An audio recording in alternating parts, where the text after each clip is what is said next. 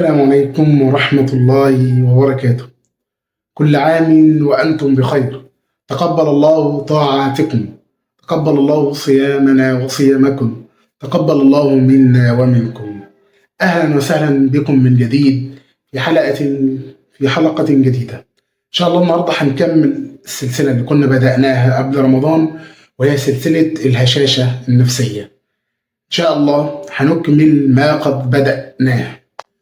أولا يا صديقي، لو انت ما شفتش سلسله بوضوح فهتلاقيني سايبها لك هنا او هنا. ثانيا برضك هتلاقيني سايب لك اول حلقه بتاعت سلسله الهشاشه النفسيه هنا او هنا. ان شاء الله النهارده هنتكلم عن حلقه مهمه جدا، وحلقه من الحلقات كويسه جدا اللي هتفرق معاك انت في تقييم نفسك. اولا، ايه الفرق ما بين الحزن والاكتئاب؟ وهل في فرق ما بينهم؟ ايوه في فرق ما بينهم، وده اللي هنعرفه خلال مدار حلقتنا ان شاء الله النهارده. لو جينا بصينا على مواقع التواصل الاجتماعي هتلاقي ان اي مشكله بتحصل للشخص واتكلم فيها مع حد، هتلاقي اللي هو بيوجهه على طول لدكتور نفسي او طبيب نفسي. اي حد بيحصل معاه اي مشكله بتلاقي اللي على موقع التواصل الاجتماعي يقول له روح لدكتور نفسي، روح لطبيب نفسي، روح مش عارف معالج نفسي الفلاني، خد علاج النفسي الفلاني، خد مش عارف ايه الفلاني. ودوت اللي الناس اختصرته في استعاده التوازن النفسي. الناس اختصرت اي حاجه بتحصل للشخص من مشاكل يوميه او حياتيه في ان هو يروح لدكتور نفسي عشان يستعيد التوازن النفسي. وجد الاستاذ بجامعه روتشر الامريكيه كريستوفر روش عام 1979 نفسه في عصر قد انتشر فيه وباء. وباء ايه بقى اللي انتشر في 79 سنه 79 ومحدش كان يعرف عنه حاجه؟ الوباء اللي الدكتور دوت او الاستاذ لاحظه اللي هو انتشار القلق والتوتر والاكتئاب والخوف من المستقبل ما بين الجيل كله وما بين الامريكان كلهم. لو جينا بصينا هنلاقي ان ديت برضك هي نفس الامراض المنتشره حاليا في الشباب العربي بتاعنا او في الوطن العربي بتاعنا، منتشره بكثره جدا. الوباء ده كان عندهم هم سنه 79 واحنا جالنا قريب، يعني احنا جاينا مثلا في سنه 90 او بعد سنه 2000 بدا يجينا الامراض ديت بدات تنتشر في الوسط العربي او بكثره ما بين الشباب العربي. وبرضك الدكتور دوت قال لك كلمه جميله جدا في الكتاب بتاعه، قال لك ان المواطن الامريكي اصبح لا يذهب الى رجال الدين، بل اصبح يبحث عن المعالجين النفسيين والاطباء النفسيين، وبيبحث ايضا عن راحته سعادته هو الشخصيه وكيف يكون سعيد، بل تجاهل تماما كيف يسعد من حوله وكيف يكون سعيد مع من حوله، بل يبحث على ان يكون سعيد مع نفسه. كلام كبير انا عارف.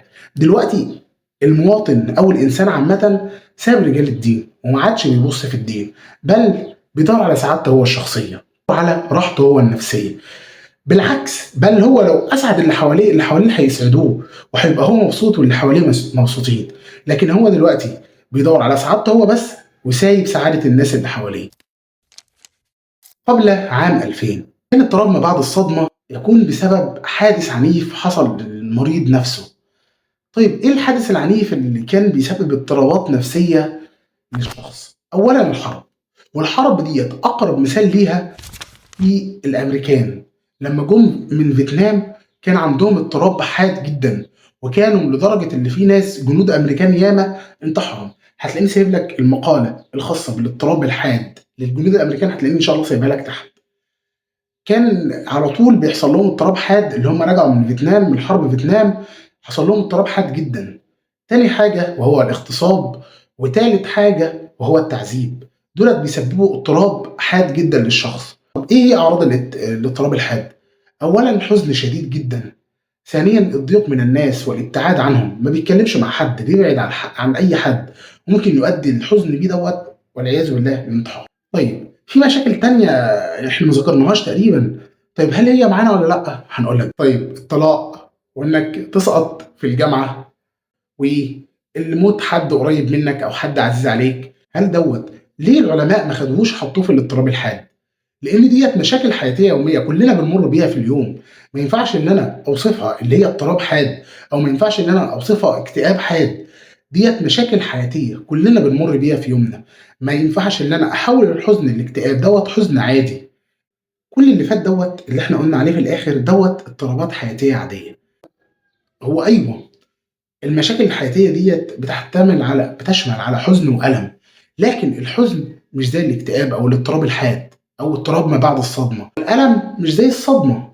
بعد عام 2000 اصبحت اي تجربه الشخص بيمر بيها، حد شافني، حد انا شفته في الشارع بص لي بصه وحشه، الاقي نفسي زعلت واروح لدكتور نفسي. طب ليه؟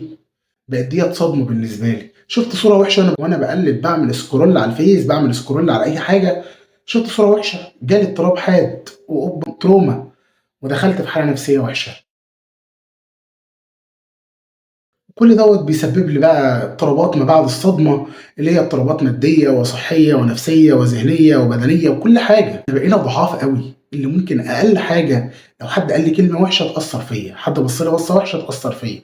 واحنا اتكلمنا عن موضوع المرونه النفسيه دوت، هتلاقي مسلك لك الحلقه هنا او هنا. ارجع شوف. الحزن مش اكتئاب. الجيل بتاعنا او الجيل الجديد اللي هو بعد من اول 79 مثلا، اللي هو تمت الملاحظه عليه من كريستوفر روش، الجيل دوت اصبح يشخص اي حزن عابر او حزن عادي الى حاله اكتئاب حاد. اي حاجه انت بتمر بيها هتلاقي اي حد، اي مرحله حزن او اي نوبه حزن هتلاقي حد بيقول لك ده اكتئاب يا عم، روح اكشف مش عارف ايه والكلام ده. طيب، الاطباء النفسيين وضعوا 5 مراحل او 5 اعراض لوصف الشخص على انه مكتئب، وال5 اعراض دولت لازم يكونوا على فتره زمنيه معينه. اولا الاحباط، ثانيا الارهاق، ثالثا عدم النوم او النوم على فترات متقطعه او تغيير النوم، نقص الشهيه، 5 فقدان الاهتمام. دولت 5 حاجات لازم أن يكونوا عند الشخص اللي هو بيوصف كأنه عنده اكتئاب حاد والعياذ بالله. الشخص ده برضك لازم الأعراض ديت تكون عنده لمدة أسبوعين متواصلين، مش أقل من أسبوعين. طيب لو شخص عنده 4 مثلا من ال5، العلماء قال لك لا، أو الأطباء قال لك لا، ليس مكتئب، ده حالة حزن عادية أو حالة حزن عابرة، أسبوع وهتعدي. ولكن ألم الاكتئاب هو أقصى ألم ممكن الواحد يدوقه. بس اللي بيحصل دلوقتي ده أمر هزلي، اللي أنت تشخص أي حد عنده حالة حزن عادية إلى حالة اضطراب أو اكتئاب حاد، حتى لو ال5 أعراض دولت موجودين عنده، أنت ما تشخصوش على أساس إن هو عنده اكتئاب. ممكن تكون حالة حزن عادية أو نوبة حزن عادية وهتعدي.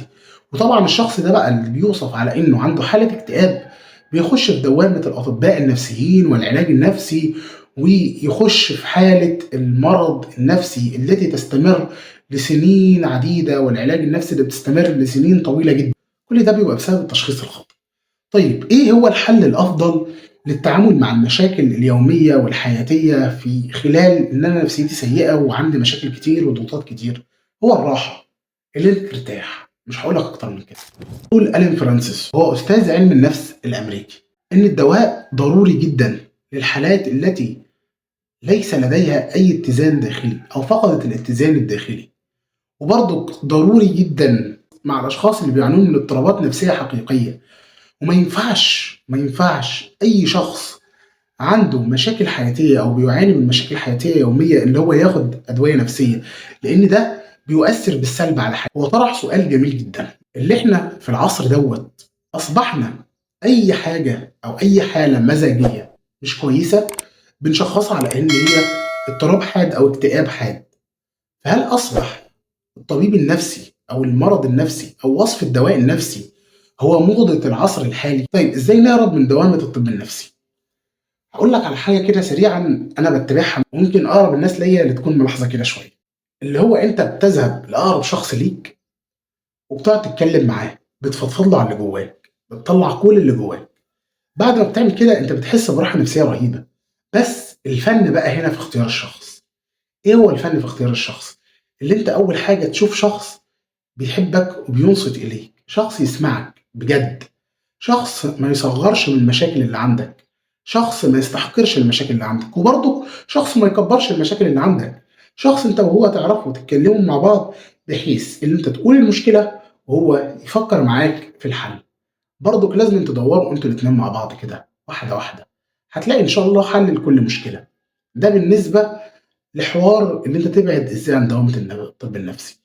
وبرضك العلماء بيقول لك اللي انت لازم تتكلم مع حد وتفضفض، لان دوت بنسبه كبيره جدا بيخليك تتخلص من اغلب المشاكل النفسيه اللي عندك ومن حالتك. قبل ما نختم حلقتنا والفيديو بتاعنا ان شاء الله، هقول لك على اهم الحاجات او النصايح اللي انت ممكن تتبعها عشان تتجنب كل اللي فات ده. واحد، ما تسيبش نفسك ابدا للحزن والالم، ما تخليش الحزن يسيطر عليك، ما تخليش الالم والاكتئاب يسيطروا عليك. اتنين، زي ما قلنا من شويه، ان تأنس باصدقائك. شوف لك صحبه تتكلم معاها، وبالذات لو صحبه صالحه. شوف لك ناس كويسه تقعد تتكلم معاهم وينصحوك وتنصحهم وتتكلموا مع بعض، ناس تسمعك. ده هيساعدك جدا. تملأ وقت فراغك بما ينفعك. الشغل أيوة مجهد، ولكن الفراغ مفسد للنفس ومفسد للروح ومفسد لكل حاجة حواليك. أربعة، عدم اللجوء للطبيب النفسي إلا على فترات زمنية معينة. ما تروحش للدكتور على طول أول ما تحس إن أنت تعبان، لأ، بالذات الأطباء النفسيين. افضل شوية وجرب كل الحلول اللي احنا قلنا عليها، رصها قدامك، وبعد كده شوف هل هتروح لدكتور نفسي ولا لأ. خمسة، قيام الليل وعبادة الخفاء. عبادة الخفاء بتساعد جدا جدا جدا على التخلص من الكاهل أو من الآلام النفسية الشديدة، اللي انت تشتكي لربنا سبحانه وتعالى وتفضفض له على كل اللي في قلبك. هو أعلم بك ورحيم بك ويعلم ما في صدرك. أساسا ده هيريحك، هيخليك في راحة نفسية رهيبة جدا. يجب ان انت تجرب الموضوع دوت، من أفضل الأشياء اللي ممكن الواحد يعملها. ستة، فسح نفسك يا عم، بلاش اكتئاب، بلاش تقفل على نفسك. اخرج. انا لقيت نفسي تعبان شويه، اخرج اروح اتفسح، ما تنش قاعد في البيت. سبعة، واجه نفسك باخطائها وعيوبها. صارح نفسك، تعبان النهارده، عملت غلط كذا وكذا وكذا، لازم انا اواجه نفسي بالاخطاء اللي انا عملتهم، ما سيبش نفسي للاخطاء ديت تاني. ثانية، النظر في سير السلف الصالح. شوف السلف الصالح كانوا بيعملوا ايه عشان يواجهوا مشاكلهم، والنبي صلى الله عليه وسلم كان بيعمل ايه عشان يواجه مشاكل اللي هو كان بيقع فيها. هتلاقي برضك حل لنفس مشاكلك ان شاء الله. واقدر اقول لك الفيديو بتاعنا النهارده خلص ان شاء الله لحد هنا، بس السلسله لسه ما خلصتش. السلسله هنعرض فيها كذا حلقه ان شاء الله مهمين الحلقات الجايه، زائد ان شاء الله هيتم عرض الحلقات تزامنا، يا سبت وثلاث يا اثنين وخميس ان شاء الله. لو الحلقه ديت نزلت الثلاث، اعرف اللي هو هيتم عرض الحلقات سبت وثلاث. لو نزلت الخميس، الحلقات هتبقى اثنين وخميس سبتة ان شاء الله. باذن الله هيتم برضك عرض سلسله بالتوازي مع سلسله الهشه النفسيه، سلسله اسمها من عبق الاقصى، وهي تحكي عن المسجد الاقصى من ايام سيدنا سليمان الى ما نحن فيه الان. واقدر اقول لك بس كده يا عزيزي، كل عام وانتم بخير. سلام.